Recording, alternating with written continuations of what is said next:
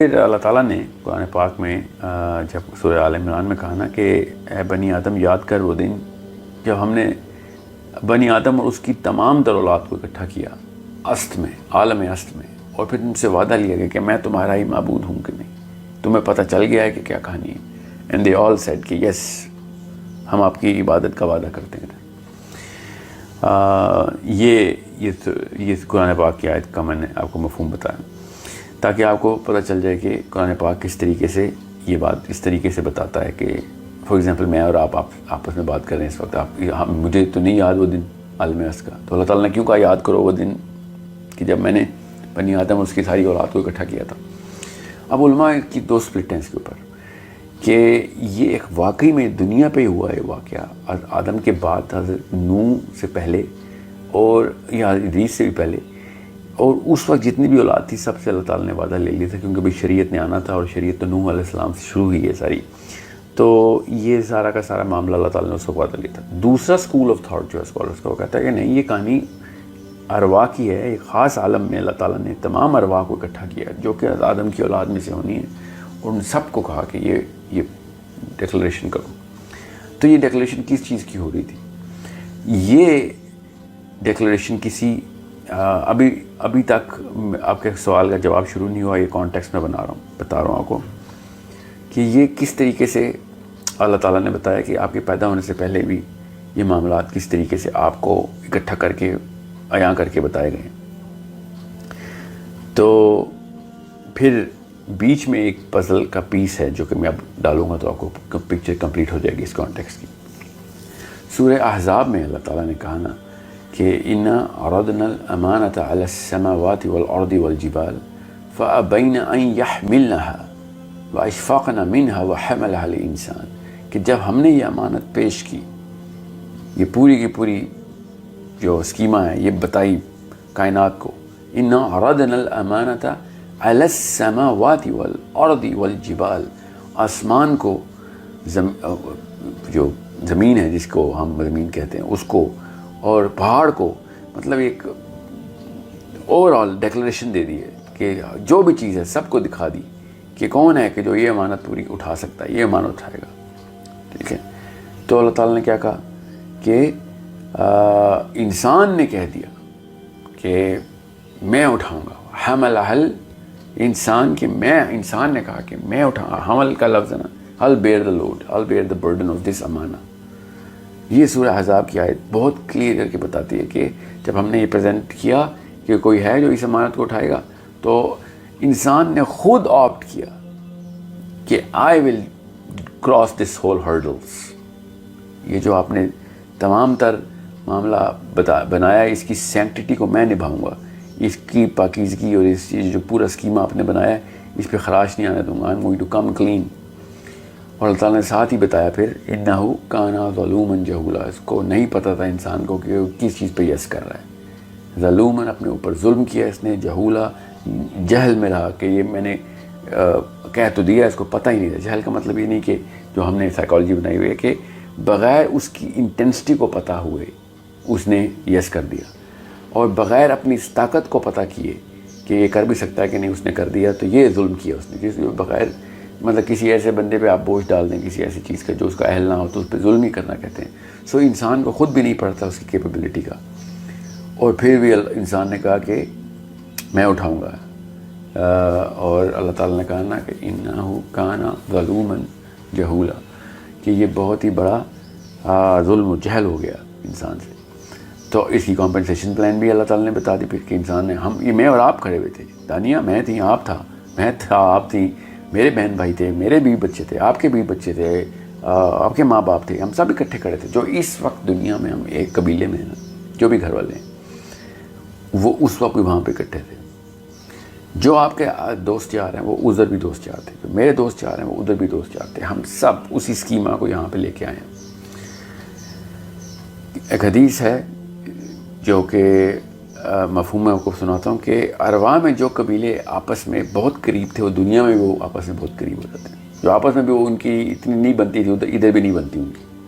مطلب اتنا کوئی خوبصورت کمپلیشن ہے نا اس پکچر کی، اس لیے آپ کو یہ بات بہت دھیان سے سمجھنی ہے. اب چونکہ انسان کو اللہ تعالیٰ نے کہا ہے ظلوماً جہولا، تو اس کی کمپنسیشن اللہ تعالیٰ نے بتائی. کیا تیرے سے نہ یہ بوجھ اٹھایا جائے گا، تو اپنے اوپر ظلم کر رہا ہے، نہ تجھے علم ہے کہ اس کی کس لیول کی میٹرکس اور انٹینسٹی ہے. تو میں چونکہ علیماً خبیر ہوں، مجھے سب پتہ ہے، اور سب سے بڑا محسن بھی میں ہوں، تو میں تیرے اوپر احسان کر دیتا ہوں. میں تجھے وہ ٹول کٹ دیتا ہوں کہ جس کے تھرو تو آرام سے پہنچ سکتا ہے. اور وہ ٹول کٹ ایک لفظ میں اسلام ہے. اب اس کی میں بریک اپ کر کے اس کو تھوڑے سے اس کی کنسٹیٹوئنسی بتاتا ہوں اسلام کی آپ کو، کہ وہ کیا احسانات چل رہے تھے.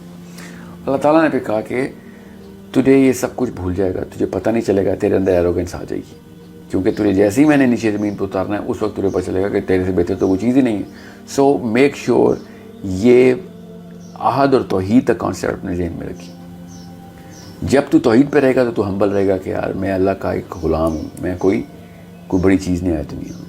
اس کے لیے بھی میں تجھے ایک اور گفٹ دیتا ہوں، اور وہ ہے نماز کا. جب تک تو نماز پڑھتا رہے گا تب تک تیرے جو افیشنسی ہے نا، فنکشننگ کیپیبلٹی ہے، وہ جو تیرا ریڈ آ رہا ہے وہ اپنی نارتھ ڈائریکشن بتاتا رہے گا تجھے، تو پھر ادھر ادھر نہیں ہوگا. قرآن پاک میں تجھے خود نازل کر کے دوں گا، تجھے ایک ایک جگہ پہ یاد دہانی رہے گی. پھر ایسے ایسے انبیاء بھیجوں گا میں اس وقت، تاکہ اگر تم لوگ بھول جاؤ تو یہ تمہیں آ کے یاد کرا دیں. پھر میں ایسے ایسے سائنس تمہیں تمہارے جسم کے اندر دکھاؤں گا، فی انفسکم، پھر تمہیں آسمانوں میں دکھاؤں گا، تاکہ اگر کسی بھی معاملے کے اندر تمہیں کچھ بھی نہ سمجھ آئے، پچ بلیک میں چلے جاؤ، تب بھی تمہیں اللہ تعالیٰ کا راستہ مل جائے گا.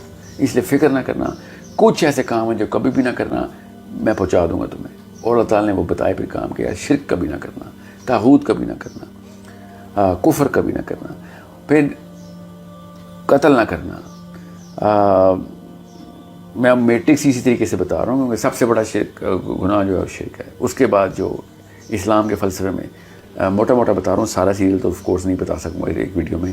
شرک کے بعد پھر طاغوت ہے، طاغوت کے بعد پھر کفر ہے، کفر کے بعد پھر قتل ہے، قتل کے بعد پھر سود ہے، سود کے بعد پھر غیبت، تہمت ہے، تہمت کے بعد پھر غیبت ہے، غیبت کے بعد پھر زنا ہے، اور زنا کے بعد پھر جھوٹ ہے.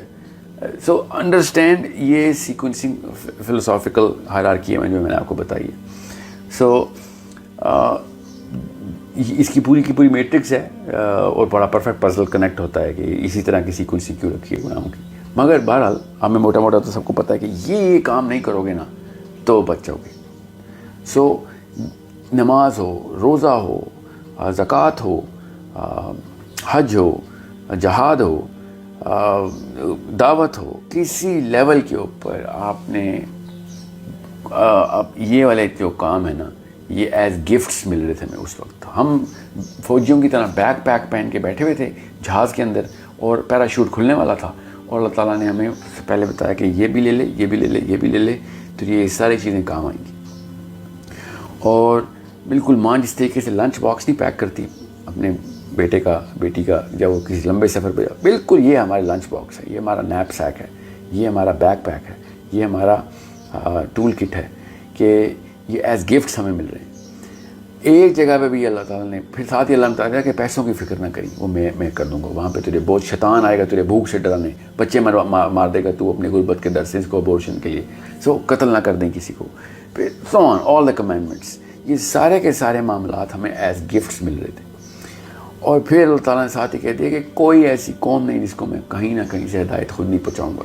اب وہ مانے یا نہ مانے ایک الگ کہانی.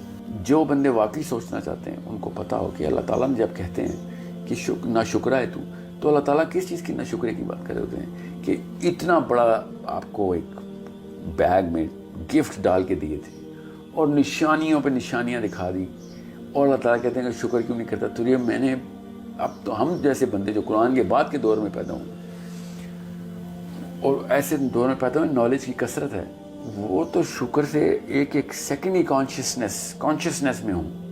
یہ اللہ تعالیٰ نے نہ شکرہ کیسے کہہ دیا؟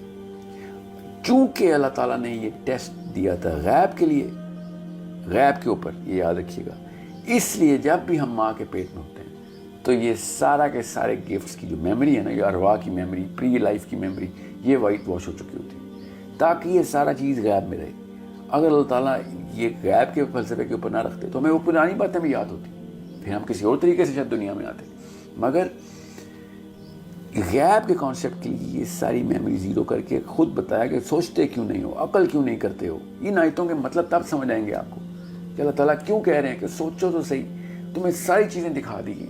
مطلب میں آپ کو ایک کمرے میں ڈال دوں اور کہوں کمرے سے باہر آؤ، اور سارے باہر آنے کے کلوز کمرے کے اندر رکھے ہوئے ہوں، اور لائٹیں آن کر کے رکھی ہوئی ہوں ان کلوز کے اوپر، بلب چل رہے ہوں کہ یہاں پہ بھی کلو ہے، یہاں پہ بھی کلو ہے، ٹھیک ہے. اور پھر 1,24,000 بندے اس کمرے سے گزاروں کہ وہ تمہیں بتائیں گے یہ لوگ یہ کلو کو ایسے پڑھنا ہے، اس کو ایسے پڑھنا ہے، اور آخری نبی آ کے کتاب پکی اندر رکھ جائے کہ ہر کلو کی ہر ڈیفینیشن تمہیں دے رہا ہوں. اب بھی کمرے سے باہر نہ آئیں تو ایک الگ کہانی ہے، مگر کمرے کے اندر بیٹھ کے نہ شکرے ہو جائیں تو پھر وہ والی کہانی ہے جو آپ کے سوال آپ کے دماغ میں اس وقت آ رہی ہے کہ اللہ اس کو نہ شکرہ کیوں کہہ رہے ہیں. یہ اتنی یہ کلو کا لفظ میں نے کیوں بولا؟ کیونکہ اللہ نے غیب میں کر دیا، ورنہ یہ کلو کا لفظ میں بولتا پھر تو اللہ تعالیٰ نے سورہ بقرہ میں کہا نا کہ یہ کیا چاہتے ہیں کہ اللہ تعالیٰ فرشتوں کے پر لگا کے بادلوں پہ آ کے بیٹھ جائے اور یہ اللہ کو دیکھ کے پھر کہیں کہ ہاں مانتے ہیں. اس طرح کی کوئی جو ہے وہ توحید اور جو بلیف ہے اور عقیدہ وہ نہیں مجھے چاہیے. مجھے تو میرا تو گرینڈ اسکیما پہلے سے میں نے بتایا تھا، تم لوگ اٹھ کے آئے تھے کہ ہم ہاں اس کے اوپر مانیں گے. اب آپ کو اللہ تعالیٰ کی ان غصے والی آیتوں کا بھی جو ہے نا وہ ٹیمپرامنٹ سمجھ آئے گا کہ جب اللہ تعالیٰ کہہ رہے ہیں کہ یہ تم نے کہ اس شخص کو دیکھا ہے، ارائیت الذی یکذب بالدین. اب سوچیں کس ٹون میں یہ آیت کی گئی ہے. یہ ایسے عربی سمجھ سکتے ہیں کہ کیا تم نے اس شخص کو دیکھا ہے جو روز جزا کو جھٹلا رہا ہے، مطلب دیکھ کے آ رہا ہے اور پھر بھی جھٹلا رہا ہے اور تضحیق کر رہا ہے اوپر سے. So this is the simplest way I can actually explain it to you without going in the kind of detail جس کی وجہ سے اور باقی کے لوگ اور کنفیوز ہو جائیں کہ یہ کیا آپ نے کہانی سنا دی. میں آپ کو ریفرنسز بتا دوں. سورہ احزاب کا آخری رکوع پڑھ لیں، میں نے وہاں سے پڑھا ہے. بخاری کی میں نے 2 حدیثیں سنائی ہیں آپ کو. سورہ آل عمران کی آیت ہے وہ میں نے آپ کو بتائی ہے. سو یہ بڑی کلیئر کر کے، اور ان کی جس مرضی عالم کی تفسیر پڑھ لیں آپ. وہ 2 الگ الگ کیٹیگریز کے علماء ہیں جو عالم است کے اوپر سپلٹ ہوئے ہیں، ارواح میں ہوا تھا یا دنیا میں ہوتا. باقی کی کسی بھی کیٹیگری کے اوپر علماء کرام کی کہیں بھی سپلٹ نہیں جو میں نے آپ کو بتائی. دین کی بات پھیلانا صدقہ جاریہ ہے. ثواب کی نیت سے ویڈیو کو شیئر ضرور کیجیے. جزاک اللہ.